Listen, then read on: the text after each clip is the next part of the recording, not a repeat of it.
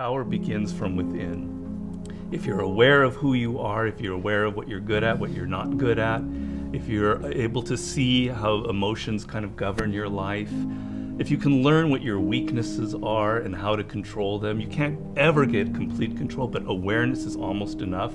Slowly through this process of knowing who you are and understanding other people and how they operate so you don't make stupid mistakes in life, you can increase that little tiny margin more and more and more, and you will be a person of power. Law number 1 in the 48 Laws of Power is called never outshine the master. And almost every single person in the world has violated that law, myself included. Basically how it works, you're so eager to impress your boss or whomever in your new job that you try so hard that you make him or her feel insecure. Like maybe you're younger and better than they are. And because of that, you're fired, or something bad happens to you and you never know why. Do you think meditation is allowing you to make more interesting connections because of the quiet? Yes, I mean, I'm not going to go too deeply into this. It's a theory of creativity that's not my own, but that I use a lot in mastery. And basically the idea is that ideas are generated in the unconscious. They're not generated consciously. Your conscious mind is very limited what you can hold in your memory. Right. But unconsciously, in your subconscious, when you're asleep, when you're dreaming, the mind is filled with thousands upon thousands of ideas and things that are there, that are lingering there. And connections are being made all of the time. And occasionally those connections float up to your conscious mind and you have a brilliant idea about how to do something. 1 out of 10 people are like great manipulators. And there just takes one person and they can ruin your life. We were born with this natural talent. Every single person is born with this talent for getting inside the minds of other people. It's something that you're not even aware of. How do they need to conceive of that?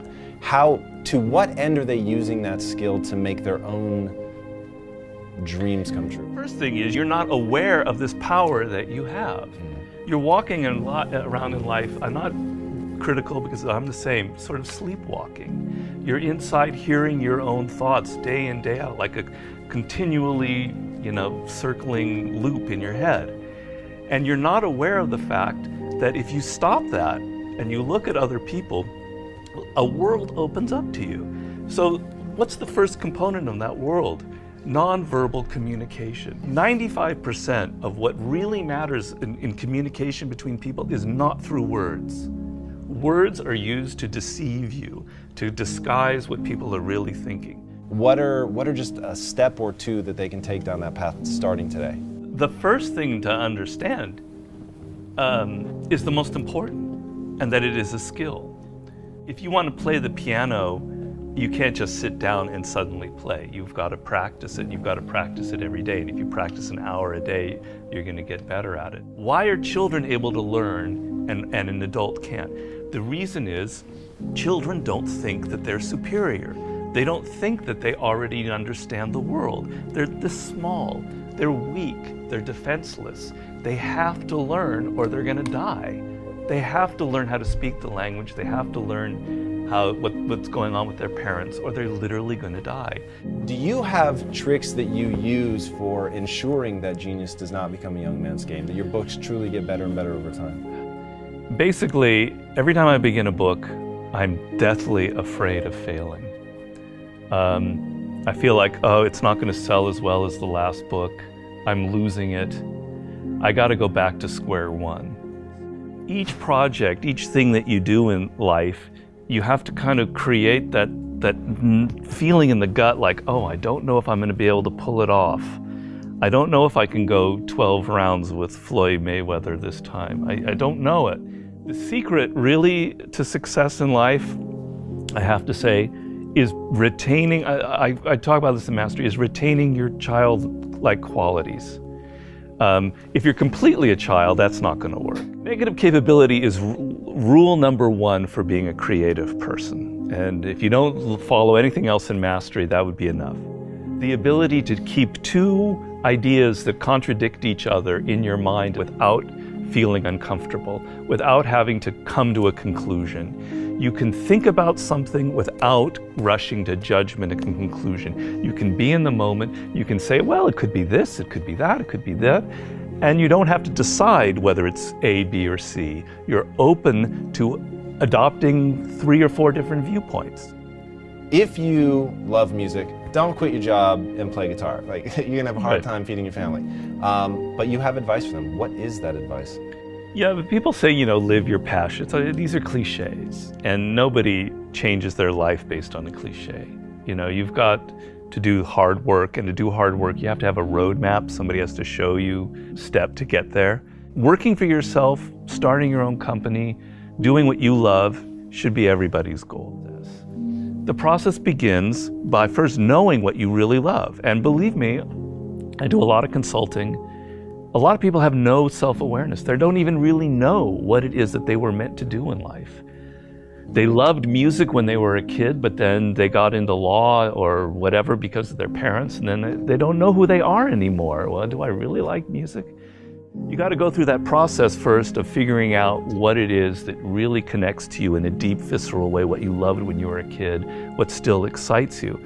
Once you go through that and you understand it and you've got some clarity about it, okay, how do I incorporate that in my life? So if you're 23 years old, it's a little easier. I love music, but I'm not a musician because I've not been practicing it. I just love music. But I have a real good sense of business. I've been studying business and I have an MBA, etc.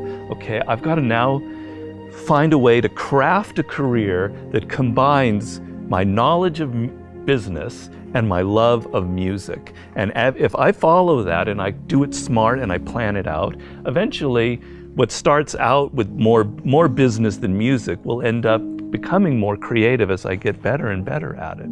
How do you prepare somebody to survive that initial stage of boredom and pain? Well, pain is great. You've got to embrace pain. Pain is pleasure.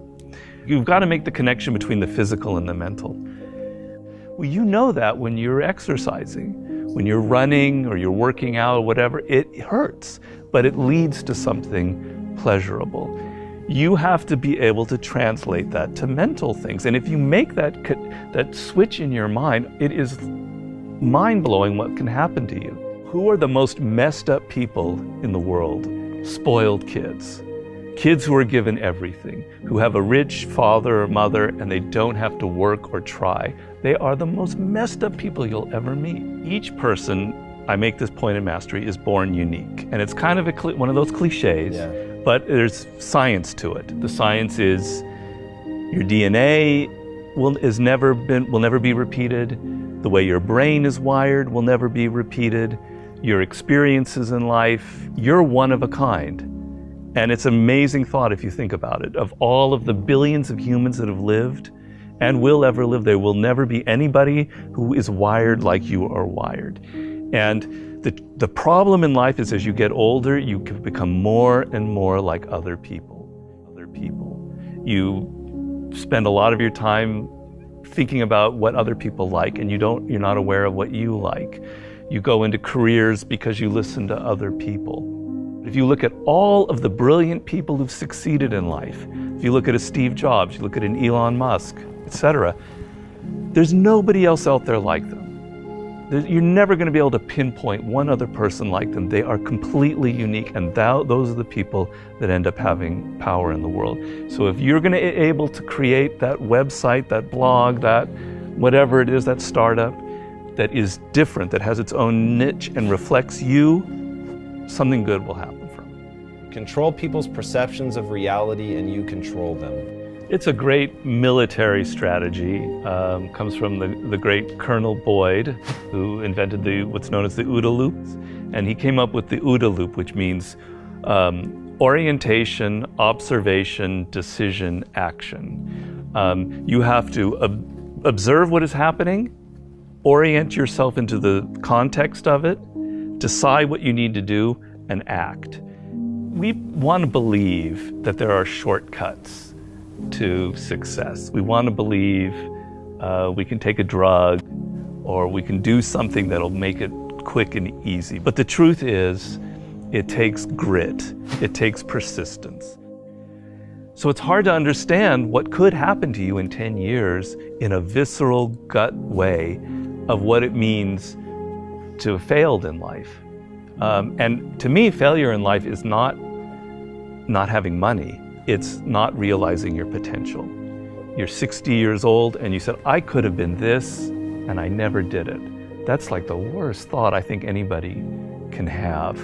And you don't think about it in the moment because your life is okay, but you've got to wake up and understand that there's an urgency here, and that if you're not practicing something now, if you're not aware, if you don't have a path towards something better, you're rotting on the vine, and that day of reckoning will come at some point, and it will be painful. You're not going to feel it suddenly, it'll be slow, but it'll come and it won't be good. Just being aware that you now have a plan is enough to lift you out of that depression. Okay, I'm working at Burger King, but I know I'm going to get to this community college and get a degree here after I save enough money. Having a goal is like, will change you completely from being depressed or not taking care of yourself to being energized and moving in the right direction.